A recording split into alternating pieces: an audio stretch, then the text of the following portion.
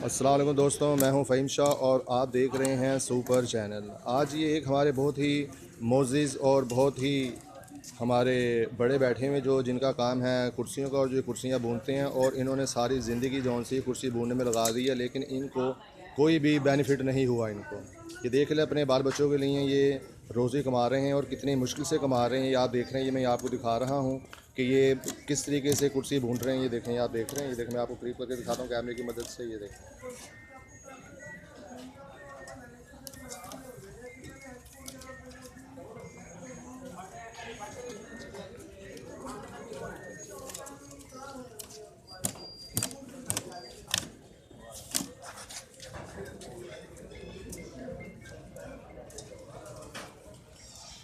आजकल की महंगाई के अंदर पेट पालना बहुत ही मुश्किल हो गया है।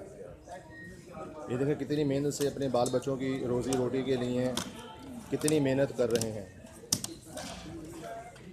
तो प्यारे दोस्तों, आपने मेरे चैनल को सब्सक्राइब करना है, लाइक करना है, और आपने बेल के बटन को प्रेस करना है ताकि हर आने वाली वीडियो आपको बर वक्त मिल सके। तो प्यारे दोस्तों, इसको आपने शेयर भी करने हैं और आपने कमेंट्स के अंदर भेजना है कि आपको आज की ये मेरी वीडियो जो सी है ये कैसी लगी।